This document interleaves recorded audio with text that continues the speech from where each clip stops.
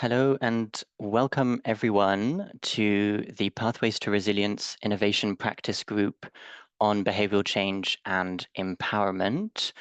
This is the first session of IPG Week 3 for the Pathways to Resilience project.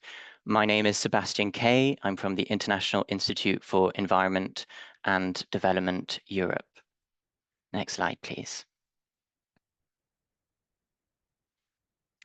Before we begin, I'd like to just highlight a few technical considerations for you to keep in mind for the session. So in terms of audio management, please keep your microphone muted when you're not speaking and unmute to contribute. Please turn your camera on. We'd of course love to see you. And in terms of engagement tools, you can use the raise hand function if you wish to speak. You can use Zoom reactions and of course use the chat for comments or questions. And of course, please do rename yourself by adding your region or organization next to your name so that we know who's in the room. Next slide, please. So in terms of today's agenda, we've got this short introduction that I'm giving now. Then we'll have an introduction about the Woomera and Missouri region, followed by a presentation by the In the Landscape Foundation. Then we'll have another presentation from the Foundation for the Protection of the Great Missourian Lakes. Then we'll have a Q&A session for our presenters, followed by a plenary discussion for peer exchange and learning. And finally, we'll have a short feedback and closing session. Next slide, please. So this is, of course, the Pathways to Resilience Project Innovation Practice Group. So just a quick reminder for those who may not be as familiar with the IPGs.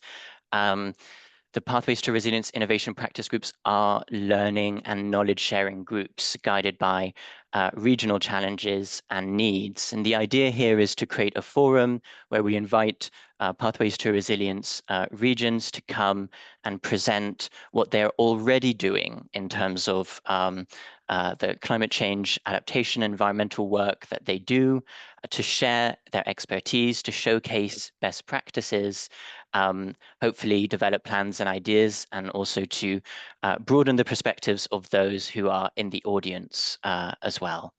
Next slide, please. So as I've already said, this is week 3 of the IPG weeks. We've had 2 behavioral change and empowerment meetings before this, IPG meetings. And in the new year, we'll be bridging the journey between cohorts 1 and cohorts 2, but that this is the final IPG on behavioral change and empowerment for this cohort. Next slide, please. And as was the case previously, we'll have a Miro board ready where we'll include the slides and any additional resources that we might want to use or want to share with the audience later. So we'll be putting the link to this in the chat for you to be able to look at and also refer to some of the resources we've shared previously for other IPGs. We'll be using Padlet for this session, but we'll also be transferring some of the discussions that will be taking place on Padlet to the Miro board for others to refer to after the meeting. Next slide, please.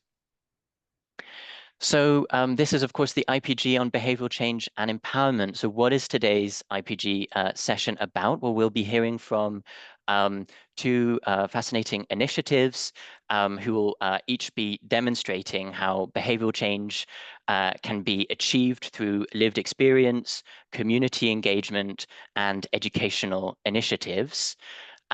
We'll first be hearing from Katarzyna Glinska-Lewczuk, who will be presenting and giving an introduction to the Woomera and Missouri region. Then next, we'll be going to Andrzej Pekulski from the In the Landscape Foundation, who will be presenting the Edible Landscape Initiative. Following from that, we'll go to Magdalena Fuchs, who is from the Foundation for the Protection of the Great Masurian Lakes, who will be presenting the work that they do for the preservation of the Masurian Lakes. And with that, I'm happy, Katarzyna, to pass on to you for your introduction to the region. Thank you very much, Sebastian. I'm going to show my screen. Yeah, I don't know if you can see it. We can see it. Oh, perfect. Okay, so good afternoon, everyone. My name is Katarzyna Lińska-Lewczuk, and I have the pleasure to introduce you to the Warmia and Mazuri region, one of the 40 regions selected in the first cohort of the Pathway to Resilience initiative. And I provide you a brief overview of the region's characteristics. And this region, Warmia and Mazuri region, is located in the northeast of Poland. And apart from being a subgrantee of P2R program, our region is also a member of the European Regions Research and Innovation Network, which is known as ERIN. And the region covers more than 24,000 square kilometers, and seems one of the biggest regions among P2R regions in this cohort. Our region is of natural history. I mean, it is inherited after last glaciation, so it is naturally hilly. Actually, the landscape is natural, and very typical for them. For this are forests, which cover more than 30% of area, and numerous lakes. There are more than 2,500 lakes there, being of our concern due to the climate change and touristic pressure. The region is often called Green Lungs of Poland because of good air quality. It is also home for 1.4 million people, what means it is not crowded. Historically, it has a rather difficult and dissonant past, and today it forms a part of EU's external Schengen border, sharing 200 kilometers with the Russian Federation.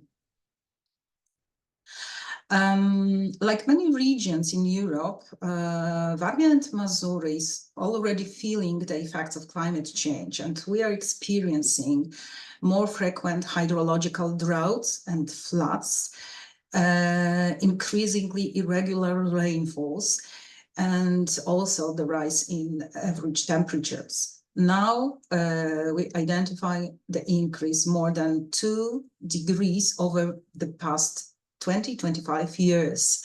And especially in the eastern part of the region, the changes are very clear, especially as for the lakes, because they are drying out, and the process of eutrophication is of the lakes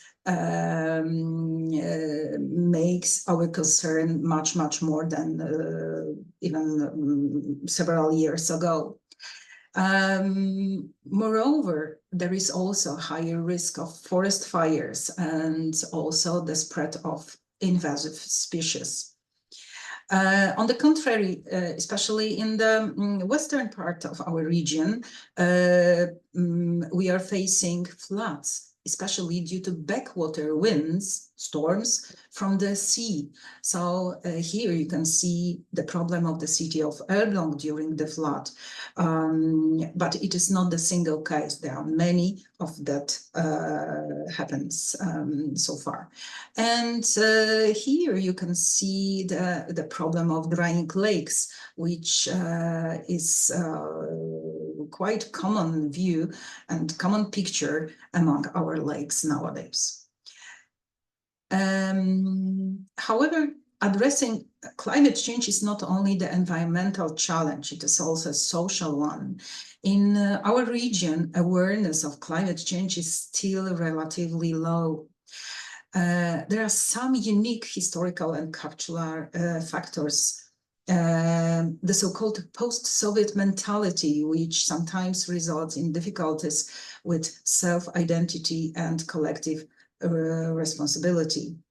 Since Warmia and Mazury became a part of Poland soon after 1945, many residents are post-war migrants who do not always feel the deep emotional ties to the land. So this background shapes now people who respond to environmental and social change.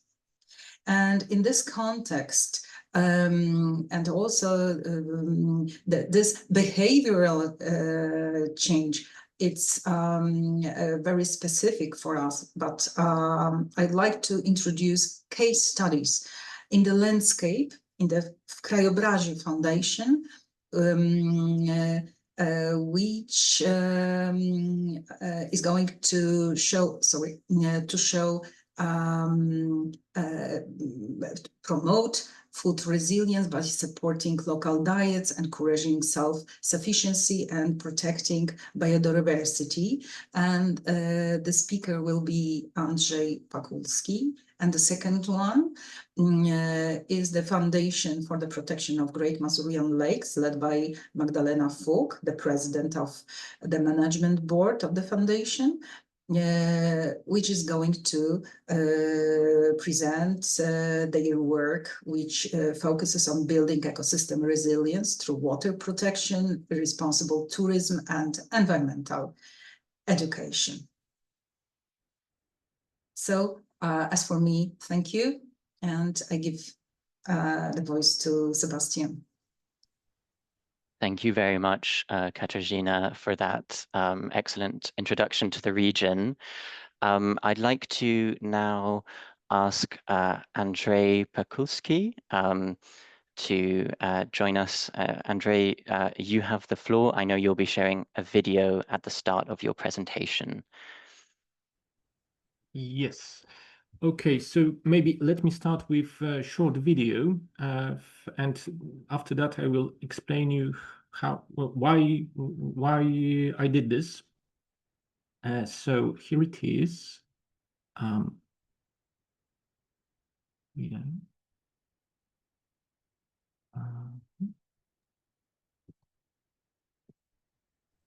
Do you want to share it, Andrzej? Yeah.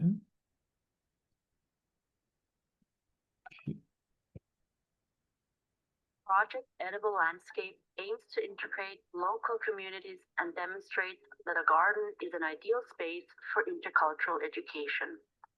The initiative was set up by the Polish In the Landscape Foundation, which has created 14 gardens and planted thousands of edible plants in public spaces. This initiative Andrzej, we cannot see your video. We only have the sound. Sorry. Created with local communities. There is only sound. We cannot see your video. Okay. Cities are neutral spaces, refuges, functioning as areas for integration. Stephanie, you might be able to share the video. I can try. Yeah, Yes. maybe it will be easier. Yeah, sorry for that. It's okay. Let me share it. Yeah.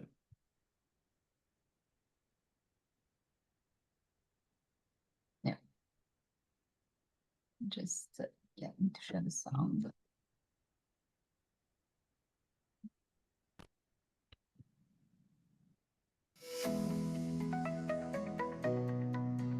The project Edible Landscape aims to integrate local communities and demonstrates that a garden is an ideal space for intercultural education. The initiative was set up by the Polish In the Landscape Foundation, which has created 14 gardens and planted thousands of edible plants in public spaces. This initiative has involved more than 70 activities and engaged over 3,000 people. The gardens created with local communities in the southern suburbs of Polish and Norwegian cities are neutral spaces and refuges, functioning as areas for integration and dialogue. Cultural differences are set aside as these oases of plant and human biodiversity come to life. The project involves partnerships with over 100 organizations, as well as children, students, senior citizens, and people at risk of social exclusion from Poland, Iceland, Norway, Scotland, and Lithuania. The success of the project lies in its innovative and sustainable approach to bridging cultural differences, all while maintaining zero carbon footprint. That's why the project Edible Landscape wins the award in the category of sustainability.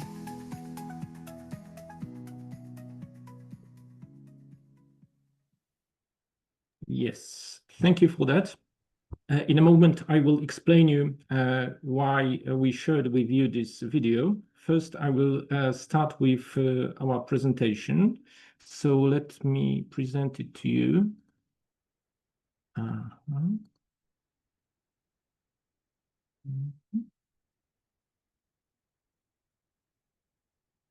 Okay, can you see it? Yes, we can see your screen. Okay, great. Okay, so once again, hello, my name is Andrzej Pakulski. I'm from In the Landscape Foundation. Our foundation is located in Schombruk. It is a small village close to Olsztyn city in Warmia and Mazury region. Our foundation operates primarily on three pillars. First of them is education. And we strive to reach a wide variety of groups with our educational activities. We try to strive individuals, non-governmental organizations, children, seniors, as well as working people and even businesses. We conduct workshops and lectures, and we especially enjoy organizing outdoor activities. Our garden at our headquarters serves as our primary location for this purpose. It's a forest garden designed for activities related to nature, horticulture, for ecology, biodiversity, and more. Here we conduct classes for people with various educational needs. We emphasize the inclusiveness of our activities. We also invite people from groups of risk of social exclusion to visit the garden. On the slide, you will find some QR code that you can use. It leads you to the educational materials that we often use. You can use it also as well. The second pillar of our activities is gardening. We try to encourage people in establishing gardens, especially educational and social gardens. That is. We try to help people from the beginning to the end with the gardens, from the site selection through garden design, planting, and maintenance. We discuss with local communities the best locations for gardens. We try to speak with children and with elders what is the best way to use and to build the garden. We tell them how to design it. Here, for example, you can see the projects from our Zambia gardens, school gardens. Together with people, we create gardens in a variety of conditions and demonstrate how easy it is. And we teach them how to maintain a garden and how to produce useful and edible plants. The third pillar of our activities is scientific research. We strive to document and draw conclusions from all of our activities. We conduct analyses and public spaces in various locations. We study how people use the landscape depending on their needs and cultures. and we investigate how gardens and nature impact different groups of people. We analyze the relationships between nature and humans, and the opportunities for sustainable development. We use our research activities in various areas. For example, last weekend, we concluded a nationwide expert conference devoted to protecting the lakeside landscape of our Warmia and Masuria region. Why we do this, and why do we do this in this way? The foundation of our work is our conviction in the validity of human-nature connectedness. And we deeply believe that people cannot exist without nature, although nature can manage without us. It's simple. Therefore, we should observe nature and as we do, and help it to exist peacefully and in a very quality way. Now, I would like to present you 3 projects that can be useful from your scope. The first is, of course, our forest garden, which I mentioned earlier. It's managed ecologically. We draw on scientific knowledge. We apply various experiments such as permaculture and evaluate which are useful and which are ineffective. The garden is a place for everyone who seeks our help. For example, we host groups of deaf people interested in gardening, groups of seniors seeking new solutions for their local area, and even individuals from various companies seeking ecological solutions for their facilities, such as rewilding. The second project I'd like to present is Foodscaping, Our Food, Our Future. The Our Food, Our Future campaign is a pan-European campaign in which we represented Poland. Using workshops, social media, and our own experiences, we reached young people. We enriched the campaign with foodscaping element. We demonstrated how to use plants in our surroundings, in food production, and in healthy eating. We encouraged the use of forgotten culinary recipes and innovative ones using plants that are often forgotten, such as pines or birch. We can find food not only on store shelves, but also during a walk in the forest. We explained how a new approach to food production and preparation can reduce the carbon footprint. And something that we are very proud of, and this was the film about, the third project. It was financed by Norway grants. We implemented it in Poland, in Norway, in Iceland, also in Scotland and in Lithuania. Its main goal was to promote and establish community gardens in various conditions and environments, as well as to promote edible landscapes.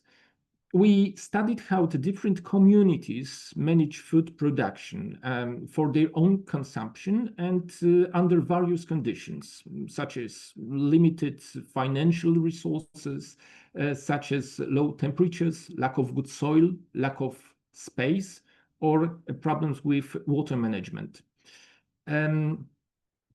By gathering the experiences of various individuals and contributing our own expertise, we created community gardens that engaged diverse people, young, old, disabled, locals, and even migrants. In diverse climatic conditions, in Warmia and Masuria region, for example, as well as close to the Arctic Circle.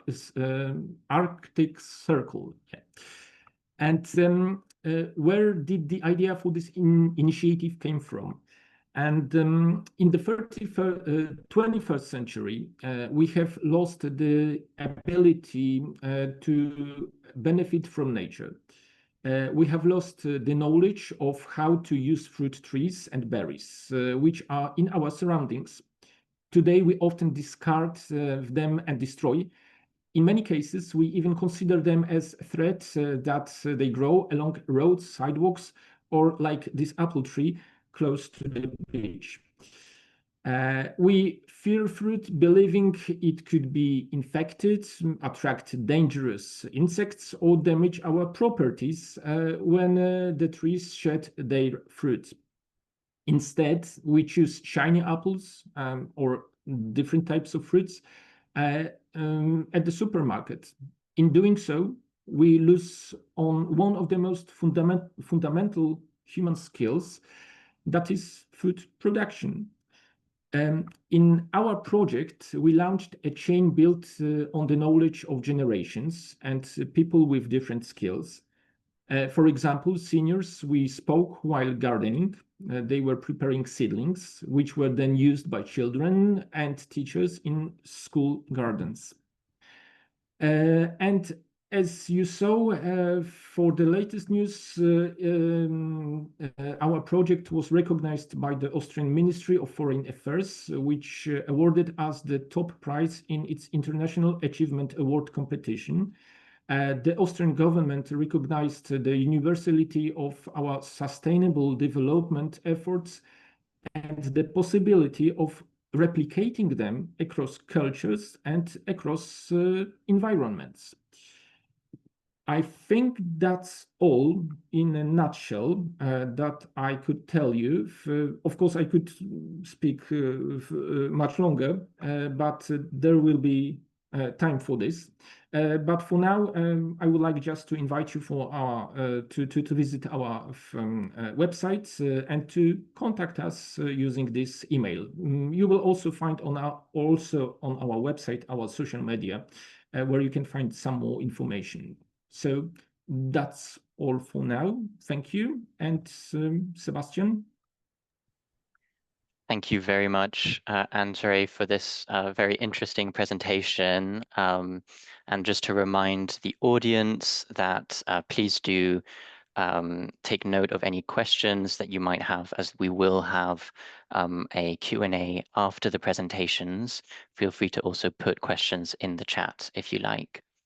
And with that, I'd like to introduce our next speaker, Magdalena Fug, who is the president of the management board for the Foundation for the Protection of the Great Masurian Lakes. Magdalena, the floor is yours. Okay, thank you. Wait, I must found my presentation.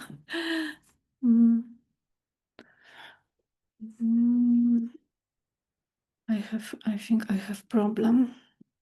If you like, we can share your presentation if that is your preference, Yes, Magdalena. yes. Okay, Stephanie?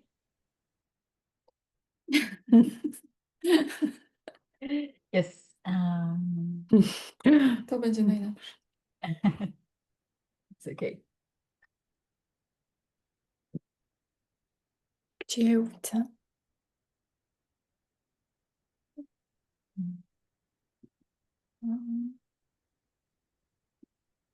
Let me share it. Yeah. Ciszył gdzieś. Nie, musisz przełączyć jakoś to wyświetlenie, bo tu nic nie będzie widać. Okej. Wyświetl. Galeria? Nie. Wielu mówców może? O. O, dobrze. Can you see it? Jest?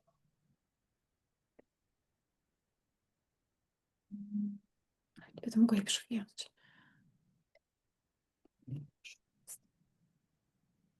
Okay. You can go, Magdalena, and I Okay. will Thank you. follow the slides. Hello, my name is Magdalena Fug. I am president organization Foundation for the Protection Great Masurian Lakes. The Foundation for the Protection of Great Masurian Lakes has been active for over 30 years, working for nature protection and supporting the sustainable development of Masuria region. Is this is the first network of local government in this region, but I think so that is in Poland too, cooperating for environmental protection. Our activities include environmental education, advisory support for municipalities, research project, and international cooperation to contract climate change. Our organization established in 1991, nearly 35 years of activity in Masuria region. We are a non-government organization bringing together 23 local government of the region, Masuria-Warmia region, the first municipal environment network in Masuria. Headquarters is in Giżycko. Main goods initiate, coordinate and support pro-environmental activity in the Great Masurian Lakes area and surroundings. Provides advisory services for municipalities and supports eco-investment in the region. Implementing projects protecting Masurian nature and promotes environment education, engage children, youth and adults in ecological actions, works to protect flora and fauna, initiative nature and educational trace. Next, please. Supports initiative for air protection and renewable energy use, acts as regional coordinator of environmental campaigns and educational programs, engage children, youth and adults in ecological actions, works to protect flora and fauna, developed and coordinates the master plan for the Great Masurian Lakes region. This is strategic document for sustainable development. Since 2000 operates the Masurial Center for Environmental Education. Next, please.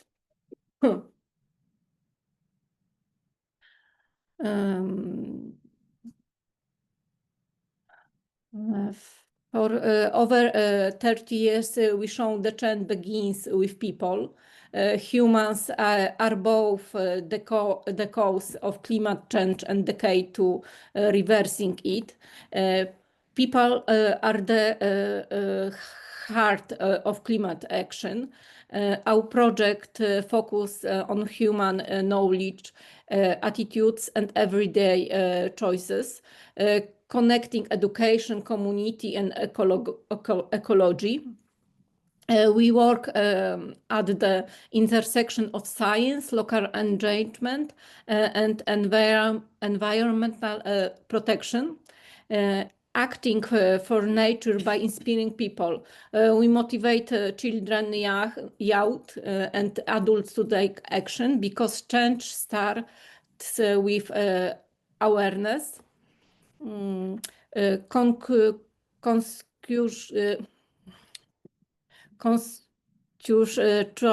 Choices today. Choice today, clean lakes tomorrow. Our initiatives show that every action matters for the future of Masuria. From knowledge to action, together for Masuria. Together we create a future based on responsibility and respect for nature. Next, please. Among the most important projects implemented on an international scale, but with strong local community involvement. water ecological network, a cross-border concept for the protection and revitalization of rivers and lakes. Project funding from Interreg Lithuania, Poland, cooperation program 2021 and 2027.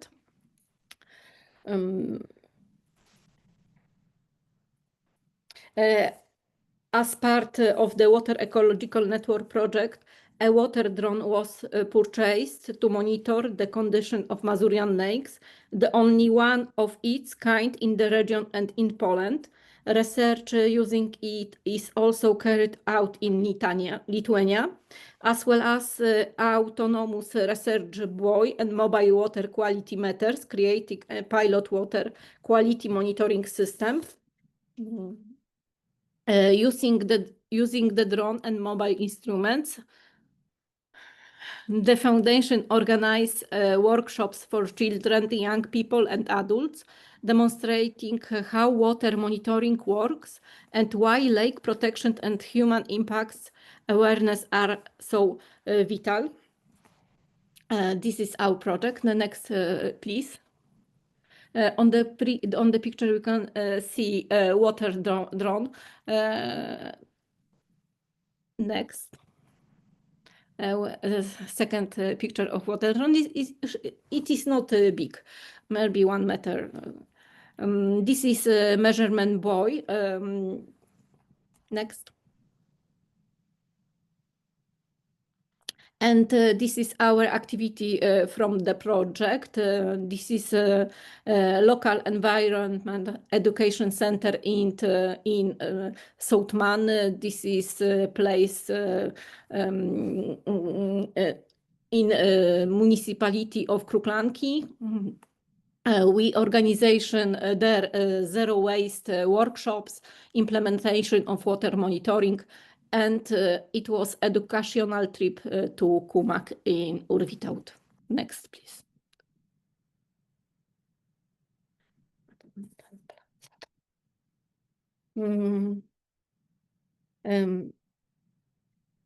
Mazurian Pike, this is a playground from the same project, Water Ecological Network.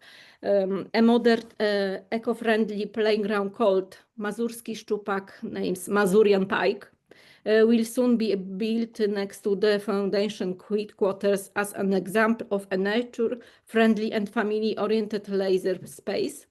This is a very important investment for the residents of Giżycko and the wider region.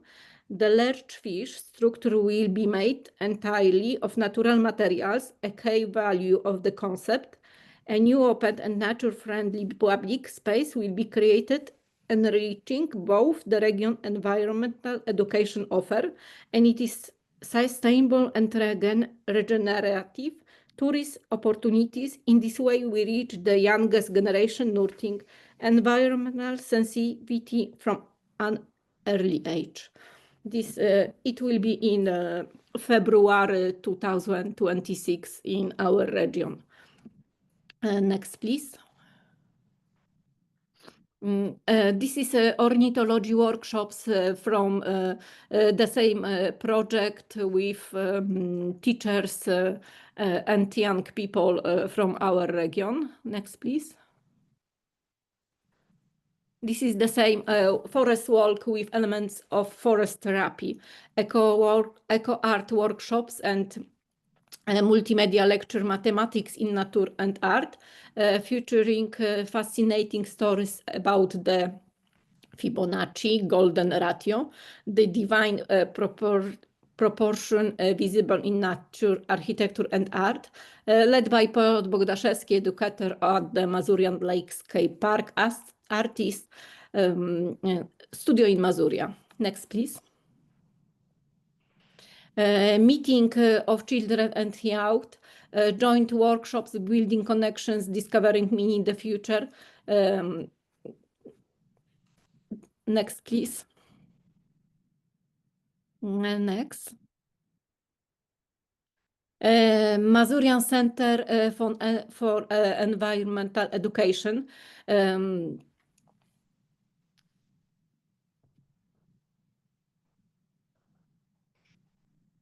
Green awareness pro environmental education for the inhabitants of the Great Masurian Lakes region. The project received funding from the Regional Fund for Environmental Protection and Water Management in Olsztyn.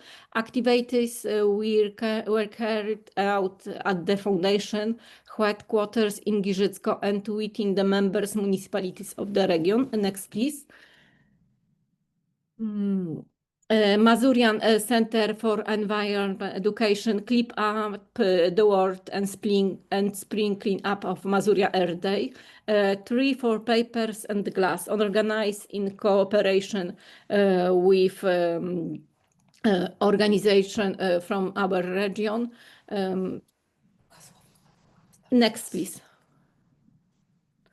This is a educational project, energy and the environment, and for children. Next, please. This is a workshop for women and eco Minecraft for children. Next, please. Educational project Green Awareness, Forest Thursdays, nature works with forester from our region. Next, please. Masurian Green Lessons, Nature, Water, Sustainable Development. This is our project now in October.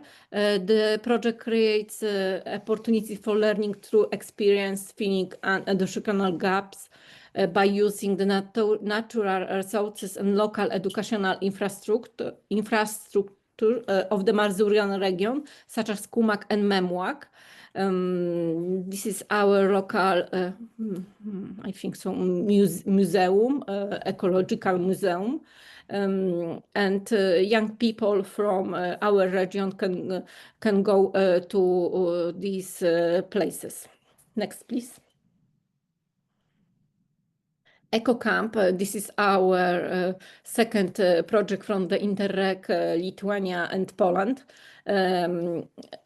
We buy from this project sewage pump for yacht waste disposal, drone for air pollution assessment. This is for Lithuania.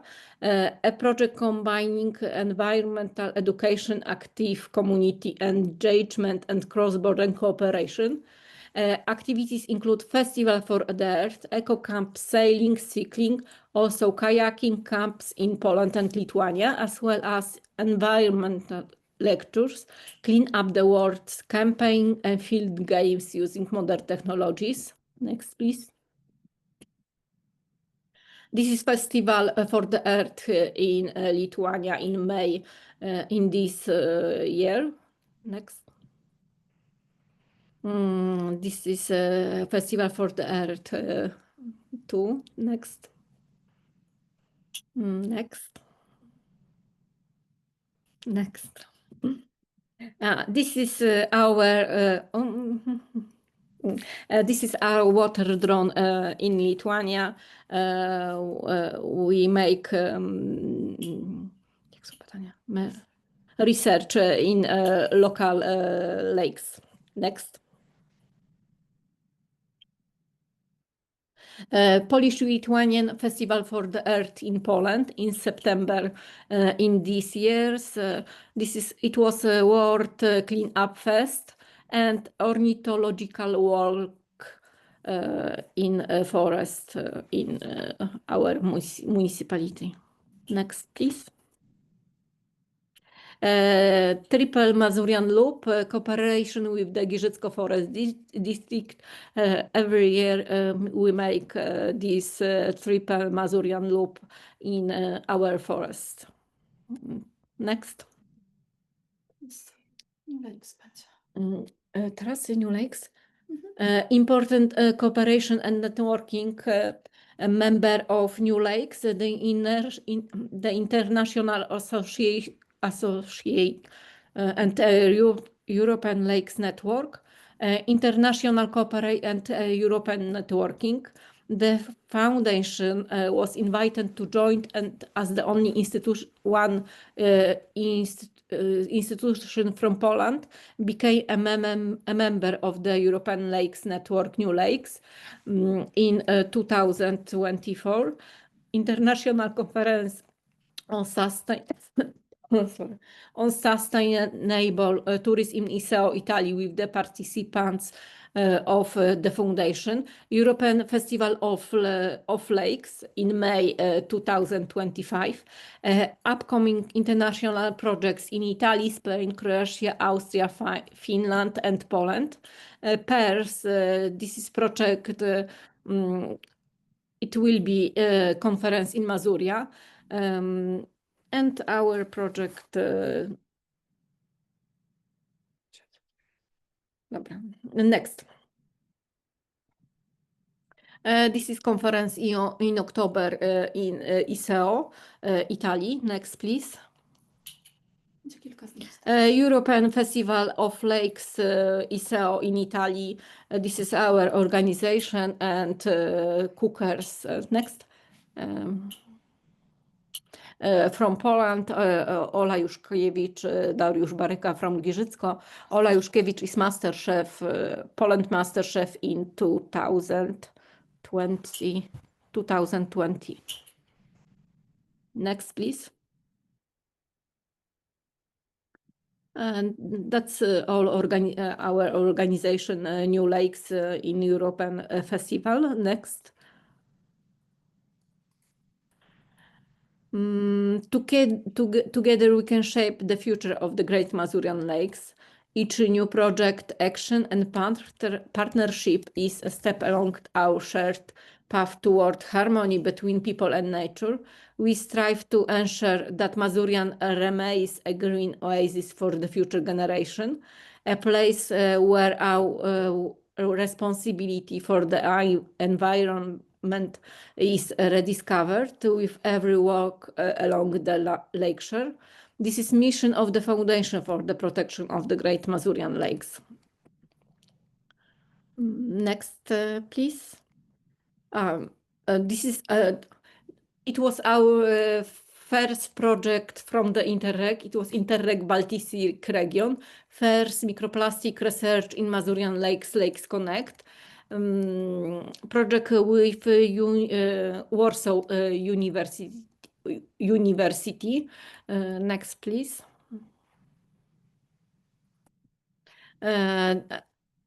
Research microplastic in Masurian Lakes. Next. That's all. Thank you for your attention and interest in protection the Great Masurian Lakes. Thank you very much. Thank you very much, Magdalena. And with that, I'll pass over to my colleague, Marcel, who will be moderating the Q&A and plenary discussion. Marcel, over to you. Thank you very much, Sebastian. And thank you very much, Andrea and Magdalena, for these two very insightful presentations. It was really, really interesting to hear from Andrea about this work on interconnecting communities and overcoming these cultural differences and creating these gardens as neutral spaces to bring people together and structure around these sort of three pillars of education, gardens, and scientific research, and from there branching into these three projects on forest gardens, food scaling, the edible landscapes, and from there hear from Magdalena on all this fantastic work that is being done around education, coordination, the establishment of the local environmental education center, the water monitoring with the drones, the buoys, all these social activities to mobilize people and educate. So it's really fantastic to listen to all of that. And I would like to open the floor to anybody of our guests who would like to ask a follow-up question to Andrea or Magdalena. If you like, you can open your microphone now. If you prefer, you can write in the chat. I haven't seen any question yet in the chat, so you are still able to do so. If you want, you can open your microphone or raise your hand if anyone has a question.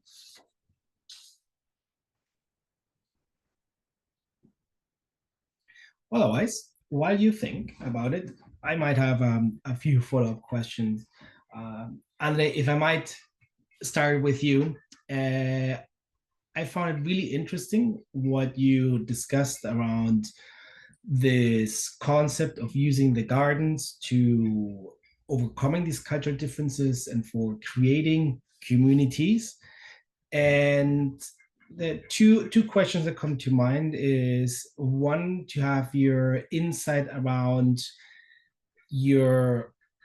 what has worked well and what has been more challenging in creating these communities beyond the gardening, and understanding that there is education process that you put in place with the hope of these gardens then continuing over time and people having the chance to continue bonding and getting together after your intervention finishes. So maybe some insight as to what has worked, what hasn't worked as well, maybe some insight why that is.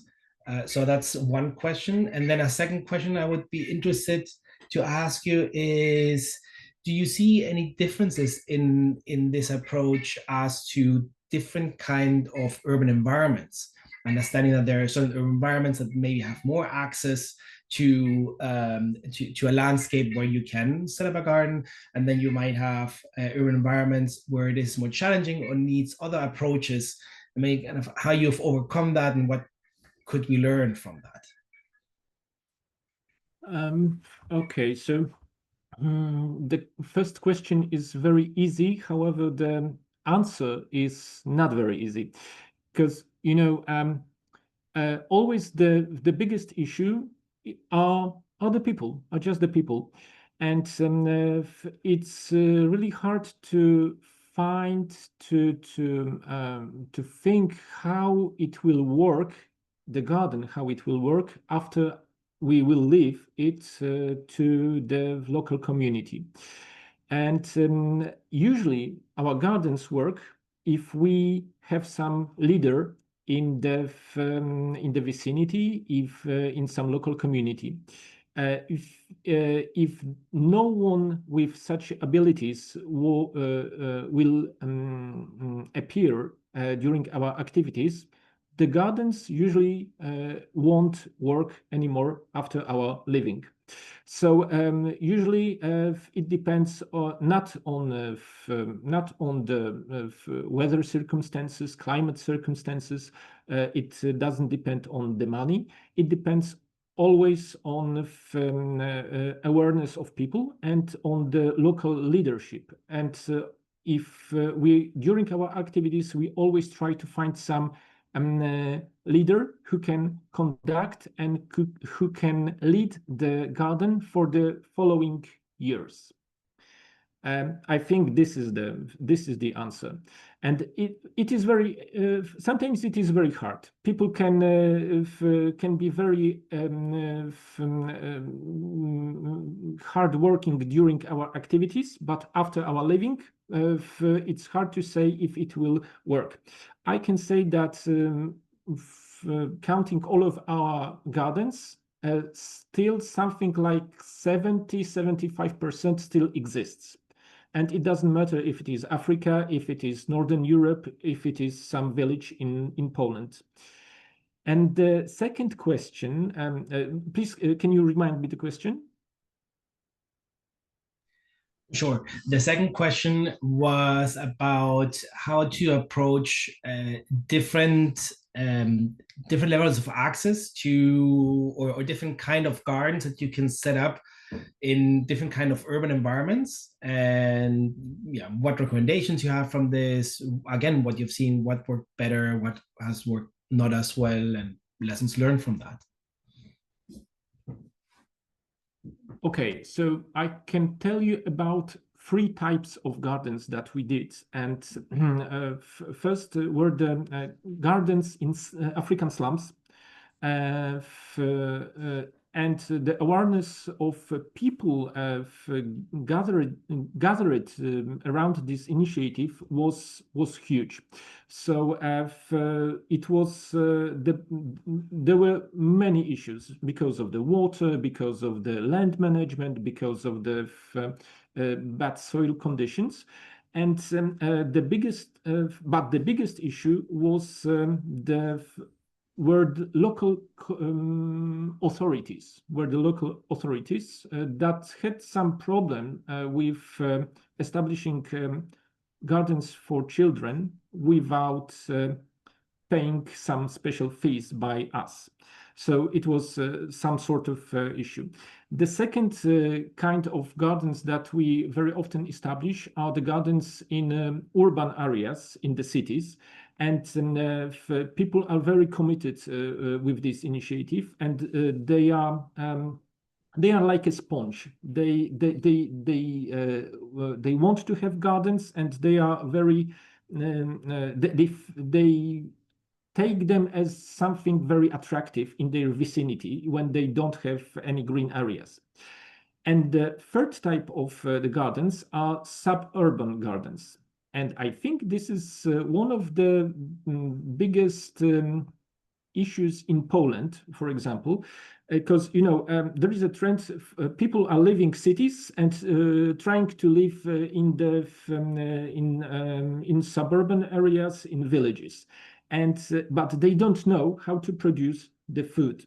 And we still have, we are still missing this, as I said during my presentation. We have a problem with the lack of knowledge about plants and about agriculture. And very, very often people who live in the village work in the city, and they have no time for doing the gardens.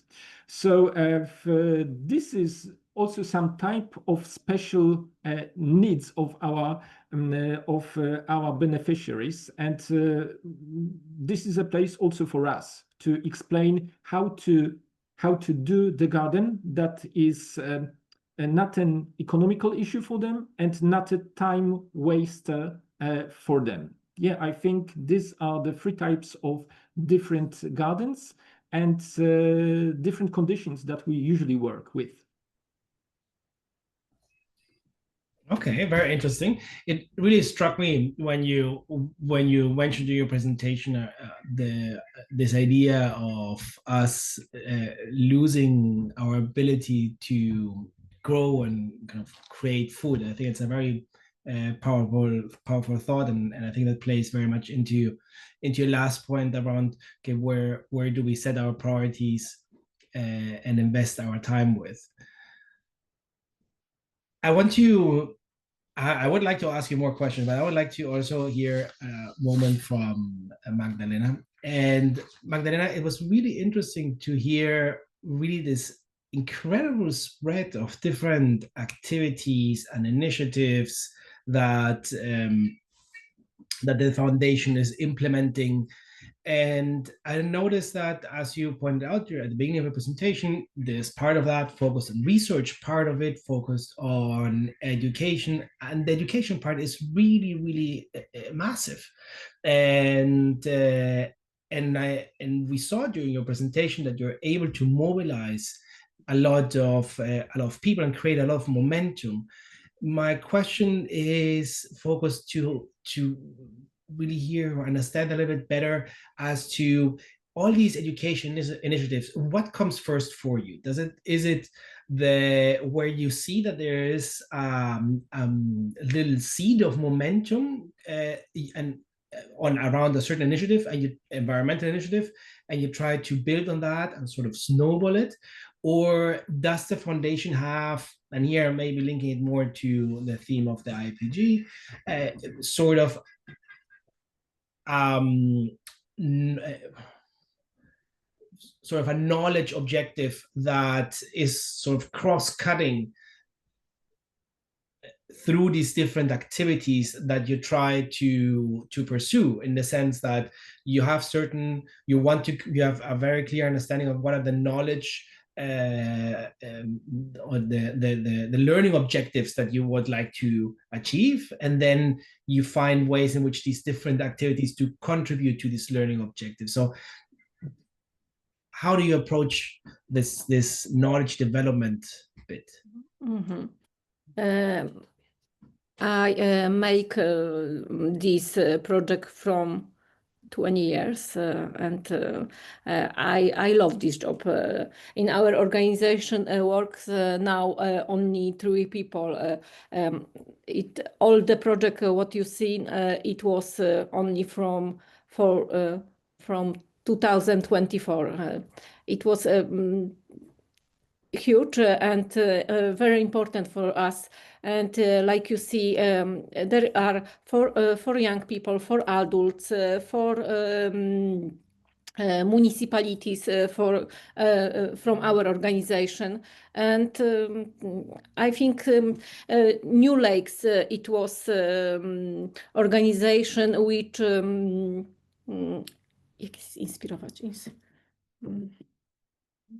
inspire us, and we make project with Finland, with Italy, with Austria, with Spain, and so many different projects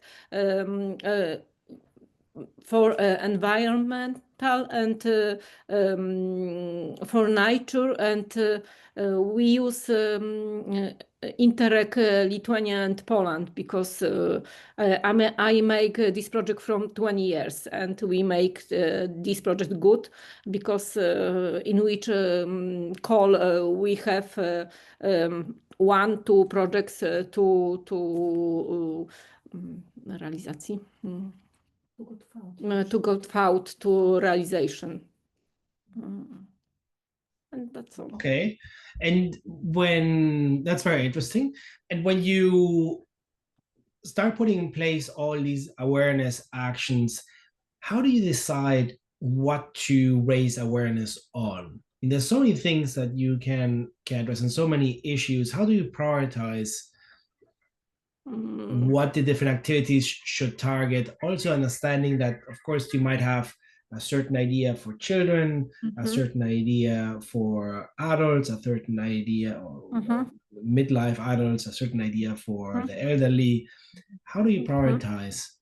In our organization are 23 municipalities, and we must work for them. And I live in this region from 40 years, and I have 3 children. And I know what is important for children. I know what is important for ecology. And I'm talking with different people, with political, with adults, with children, with young. And we know what we must do. And we make this project, and all the projects are super. Every people love our project and want to make project with us. We are very popular project. Thank you. Thank you very much. Fantastic feedback. I haven't seen any question in the chat. Last chance if anybody wants to ask a question by opening the microphone.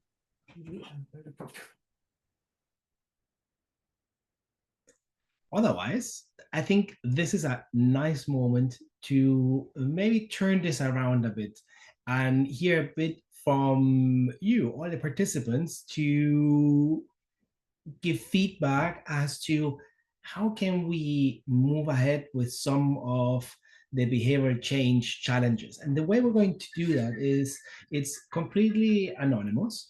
I'm pasting a link in the chat. I'm going to share my screen just now also to show you what we're doing. And we have Padlet. Padlet is a very, very easy interactive platform, and we want to share some questions with you. And hear from you. What are your thoughts around these? The first question is, what kind of experiences or interactions tend to make people feel connected and motivated to act for the environment? And we've seen this during the presentation. So with the presentation that Andre presented, as well as Magdalena, it really has to do with getting people engaged, motivated, and connected. And of course, we've seen just these two examples. What other ideas do you have how we could achieve this? And you see here on the bottom right is a little plus button here. You can click on that. You can write your response there. It's completely anonymous. In case it asks you for a name, you can choose what you want to be called. We're going to be quiet for about a minute or two just to give you time to think.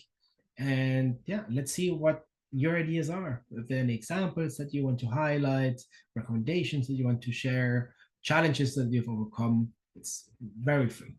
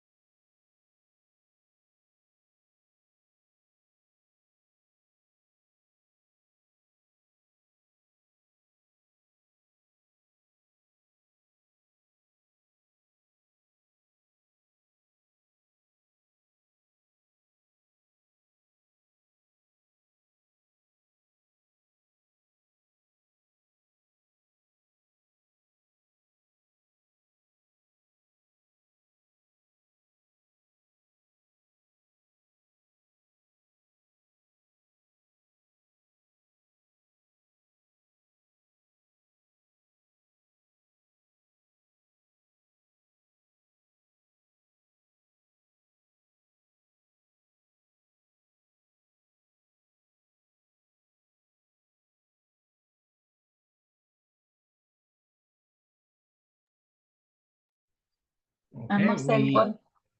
Oh, sorry. Please go on. Sorry. Yes. I see we already get a bit of feedback. We're going to add a second and final question to the Padlet in case somebody wants to answer that. And so I believe it's on there. And so far we got, for the first one, so what kind of experiences and interactions tend to make people feel connected and motivated to act for the environment? Definitely contact with nature. And I think we've seen this in both presentations, that we really try to approach and bring nature to people and people to nature in order to gain that appreciation. And the early involvement in the strategic part of a project, so making people partners and not just end receivers. That's very interesting. So really co-designing these activities together with people. I think that's a great insight. The second question, as the final question, if anybody wants to provide feedback to this, is what does meaningful engagement look like in practice when it comes to environmental or climate-related decisions? I think this last comment actually somehow is also related to this question already, which is great. So I'll be quiet for another minute. I think, Stephanie, we might have a few more questions for speaker. So after this minute, I think we can see what the feedback we get from all of you people here in the room, and then we might ask Andre and Magdalena a couple of follow-up questions before we close up the room.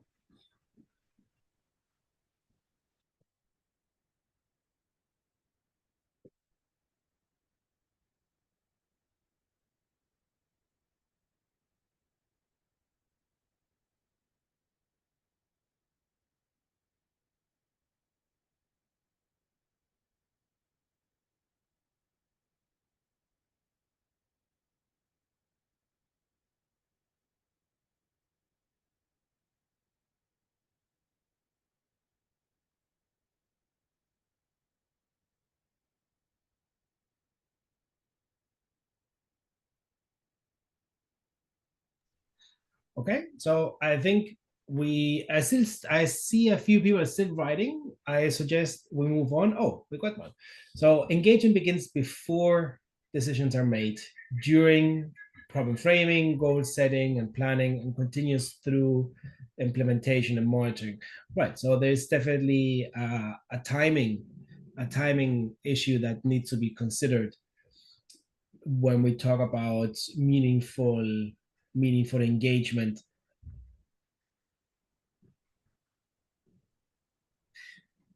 Very good. Stephanie, I believe you had one or two more follow-up questions. Exactly, and I think it relates to the comments we have also and the questions here. I wanted to ask both of you, Andrea and Magdalena. So how did you involve, the communities, local communities and local authorities in the projects? How were they involved in the designing, in the problem statement as well, that led to this project? How did it go with them? Were they involved from the start, or, did they come along with the project? So that's my first question about, how local communities and the local people, habitants were involved. And I have a couple of more as well, following that.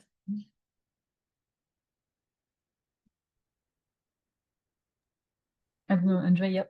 Yeah, I can start. So it is involving people is, I can say, part of our know-how. So usually we involve people directly, just directly. We are trying to find some clubs, some small non-governmental organizations, or just establish our contacts during our visits in different places, in different countries, in different regions. Usually, people can get involved in some initiatives when we talk with them directly, not by using some marketing materials, not by using some social media, just by doing it directly. And I think this is the best way to find people to co-work. Yeah, I think this is the best way.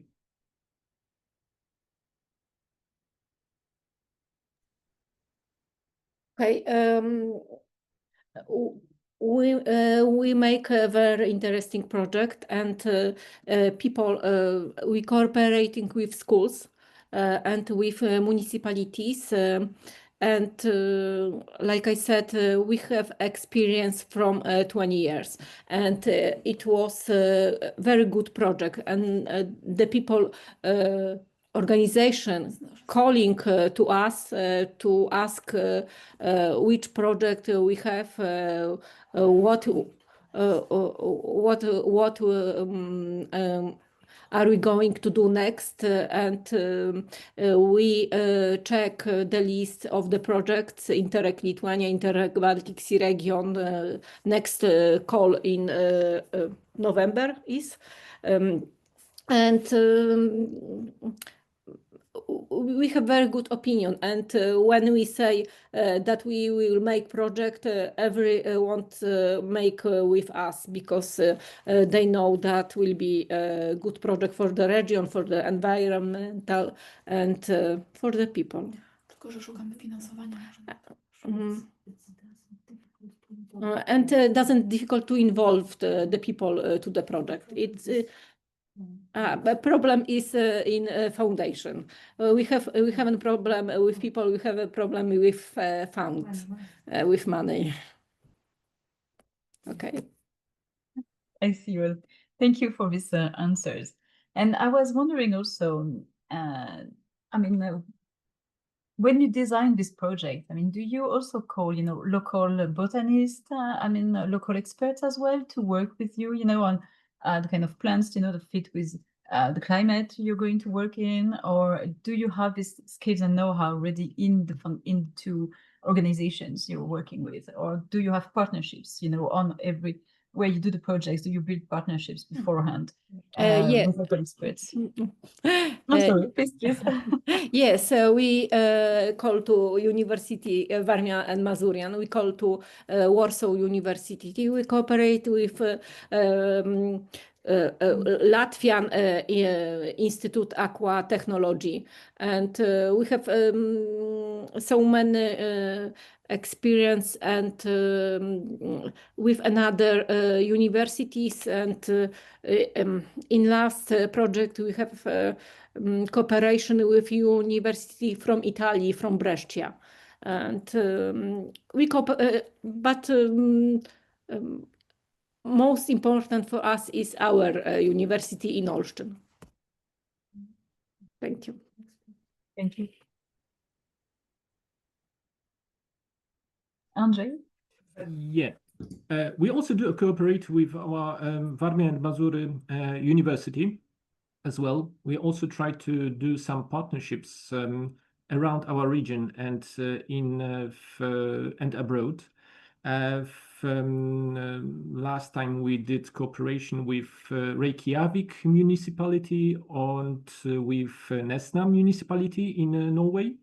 But also among us, we have a lot of volunteers who are committed in our activities. Our foundation was founded by landscape architects, botanists, and psychologists. So it's a specific mix, but it gives us a very good background for acting with this kind of projects and this kind of activities scoped on biodiversity and climate change solutions and problems. Yeah. And we are always open for new activities. Next month we are going to Venice, and we are going, and we would like to also find there some new partnerships. We'll see what will happen there. Great. Well, thank you so much. I have one final question in terms of results. I mean, we can see from the comments from the audience, you know, the fact that, and also what you were saying, Andrzej, the fact that people need to be more connected with nature to actually act for the environment. So in both your projects, have you seen some shift in the behavior? You know, have you seen people, you know, after being involved into this project and being more and more connected to, you know, what is at stake with protecting the nature and the environment? Have you seen some shifts in how people are now more engaged, maybe, you know, to act on the environment, to protect the local, I mean, where they are living, you know, the landscapes around where they are living, to protect their own nature? Have you seen some things moving around that?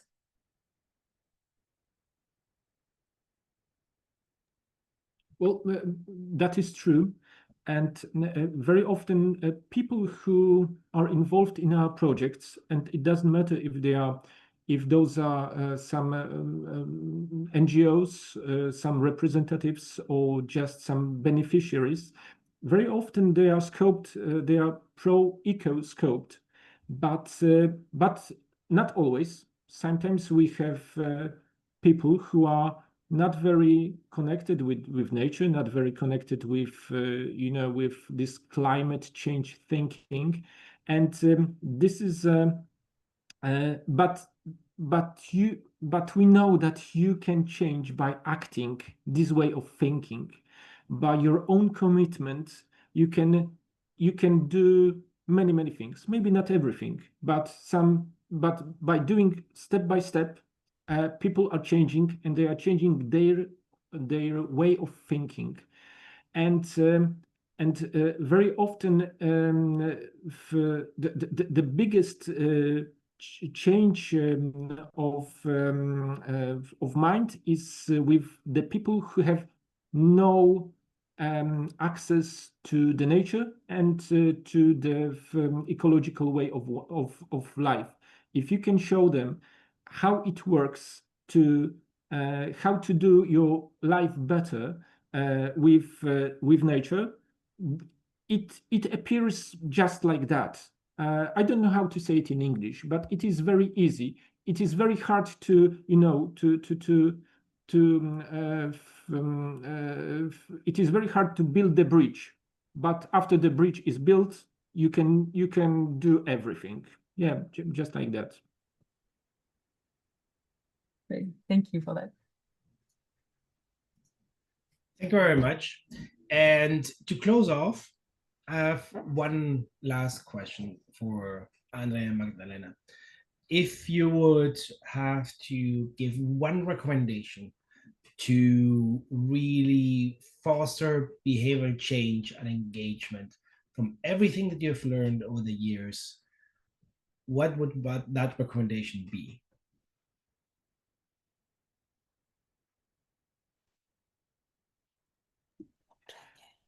It is hard. Yeah, please, Magdalena. Yeah. Okay, I think cooperation with organization. This is most important for us. Like New Lakes, we see that is important for the nature, for the ecological, for the environmental, and for the municipalities, which cooperation in this organization. That is very important. Network, and network. Fantastic. Thank you. Andre? Yes, I can underline all that Magdalena said, and I can say one more thing. Just keep strength and do the best as you can. If you do something good, people will see it and do the same. Just keep the strength. Fantastic. Thank you very much. It was really interesting listening to the two of you. I want to give the floor back to Sebastian to close off this really fantastic session. Thank you very much, Marcel, and thank you, Andre and Magdalena, for your excellent contributions. If I could just request for the slides to be shared. Thank you very much. We're now in the closing part. Oh, Katerina, I see that your hand is up. I'll come to you first. Go ahead. Yes, before you finish and close up the session, I just really would like to thank to Andrzej and Magdalena for their absolutely wonderful contribution to this session. And please believe me, it was not easy. Okay, it was easy to invite them here, but I understand that many people are very, very busy these days, and for this reason, I am extremely happy that they agreed to join us today and prepare their presentations and answer so nice questions. They are very inspiring, and I am really happy that they created cross-border partnerships, which is not easy, especially if there is a shortage of funds. But they show that the people, if they want, they can do almost everything. So keep going. So, and keep finger crossed for you. So thank you very much again. Yes, I'd like to echo that. And thank you, Katerina, for your excellent intervention as well. It was very interesting to learn more about the region before hearing about the case study. So thank you as well. Before we wrap up today, I'd like to remind everyone that this is just day one of the IPG week 3. You can see on the screen here that on Tuesday, Wednesday, Thursday, and Friday, there will be sessions. Tomorrow, we'll have the IPG on ecosystems and nature-based solutions in the morning, followed in the afternoon with the IPG on health and well-being. These are still open to register, so please do feel free to go ahead and register. If you don't have the link available to you, you can find it on the Pathways to Resilience website, or you can put it in the chat. And can I just request the next slide, please?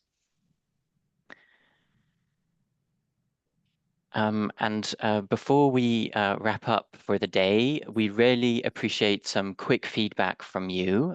So in a few moments, you'll notice a poll appear in front of you. So please do just take 1 or 2 minutes just to answer the poll. This feedback is very helpful for us in knowing how we might in the future change the format or continue doing continue using a format that works. So I'll just be quiet for a minute or two whilst you fill in this survey.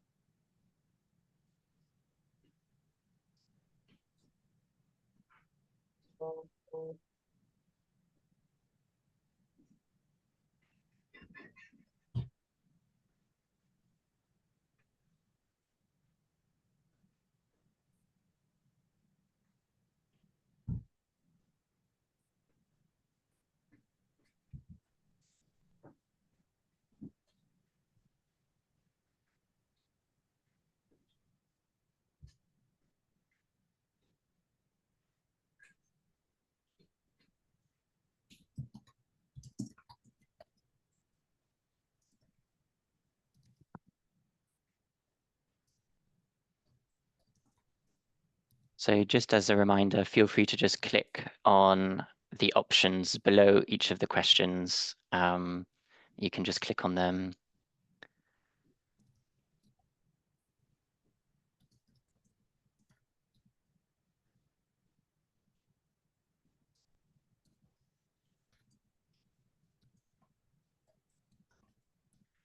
And I see we've got 3 answers so far. I'll just wait another minute for others to provide their feedback.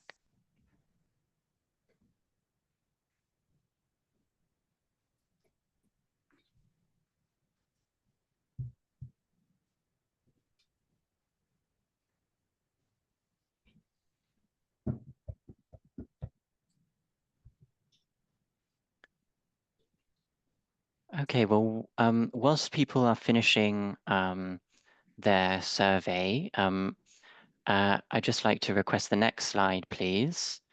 And I'd like to say, again, a very big thank you to our speakers, Andre and Magdalena, for your excellent and insightful contributions.